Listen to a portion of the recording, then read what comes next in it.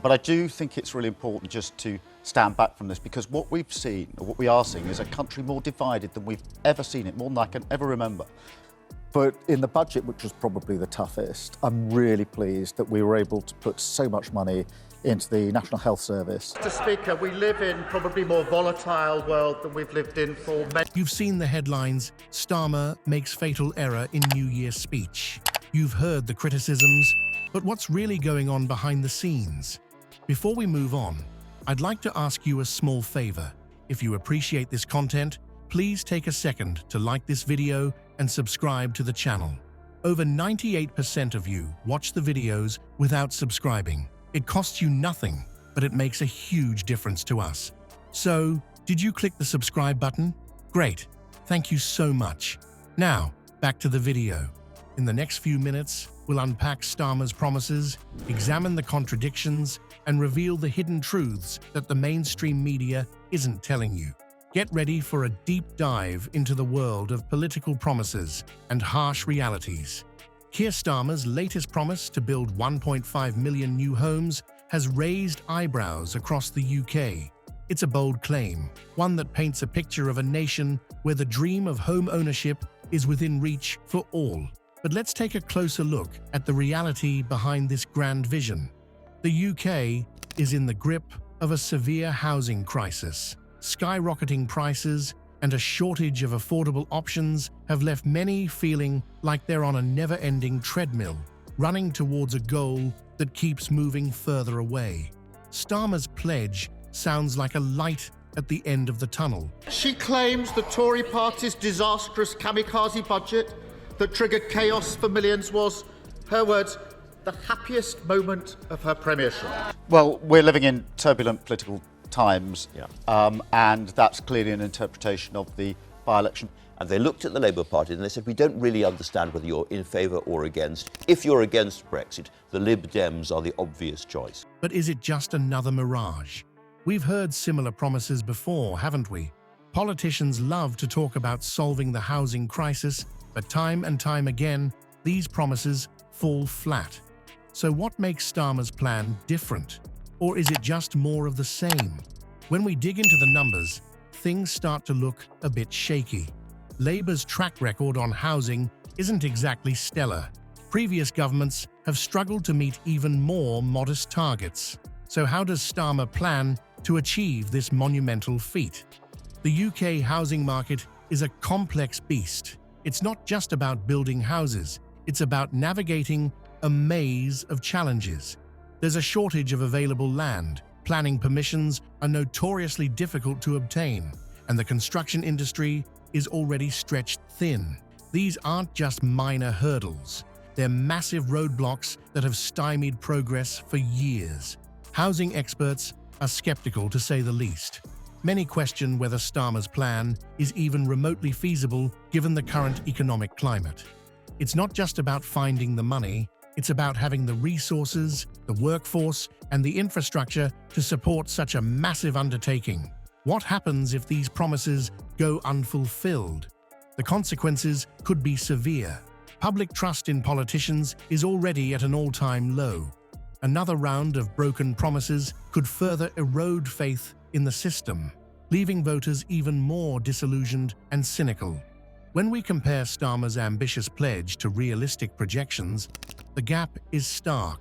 It's not just a matter of falling short by a few thousand homes. We're talking about a chasm between promise and reality that could swallow entire communities. But housing isn't the only area where Starmer's words don't match reality. As we'll see, this pattern of bold claims and questionable follow-through extends far beyond bricks and mortar. Immigration control, Starmer's new battleground, or his Waterloo. As Labour grapples with internal divisions over policy, a shocking revelation has come to light. Could Starmer's public stance on immigration be masking a completely different agenda within his own party? Starmer's been talking tough on immigration, promising to clamp down on illegal entries and reduce overall numbers. It's a message that resonates with many voters concerned about the impact of high immigration on public services and job markets. But here's the kicker. Under his leadership, illegal channel crossings have actually increased by 25% in 2024 compared to the previous year. Let's break down the numbers. In just 6 months of Starmer's tenure, over 23,000 people crossed the channel illegally. That's a staggering figure that flies in the face of his promises to get tough on immigration. It begs the question, is Starmer all talk and no action when it comes to border control? The reality is that implementing stricter immigration controls is a Herculean task. It's not just about political will, it's about navigating a complex web of international laws, human rights obligations, and practical enforcement challenges. Starmer's rhetoric might sound good on paper, but translating it into effective policy is a whole different ballgame. Experts are divided on the potential economic impact of reduced immigration. Some argue that it could lead to labor shortages in key sectors like healthcare and agriculture. Others contend that it might drive up wages for British workers. The truth likely lies somewhere in between. But one thing's clear, Starmer's simplistic promises don't address these complex economic realities. So why the disconnect between Starmer's words and Labour's actions? Some speculate it's a calculated political move. By talking tough on immigration, Starmer hopes to win over Conservative voters without alienating Labour's traditional base. It's a delicate balancing act, but one that risks pleasing no one in the end. The gap between Starmer's public stance and Labour's internal policy discussions is widening by the day.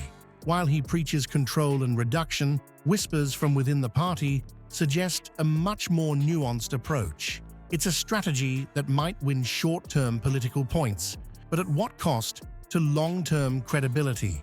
As we've seen time and time again, Starmer's words often diverge from reality. Whether it's housing promises or immigration pledges, the pattern is clear: bold claims followed by questionable follow-through. It's a strategy that might work in the short term, but voters are catching on. The question is, how long can Starmer keep up this balancing act before it all comes tumbling down?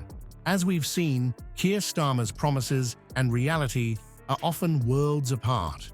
From housing to immigration, his bold claims crumble under scrutiny. This pattern of discrepancies raises serious questions about political accountability and public trust. How can voters make informed decisions when politicians' words and actions are so misaligned? The implications reach far beyond Starmer or Labour. This disconnect between rhetoric and reality erodes the very foundation of our democracy. It breeds cynicism and apathy, leaving voters feeling powerless and disconnected from the political process. As citizens, we must demand more than empty promises. It's our responsibility to look beyond the polished speeches and catchy sound bites. We need to push for concrete plans, honest dialogue, and real accountability. Only by challenging our leaders and insisting on transparency can we hope to rebuild trust in our political system. In the end, the power lies with us. By staying informed, asking tough questions, and engaging critically with political rhetoric, we can shape a more honest and effective democracy.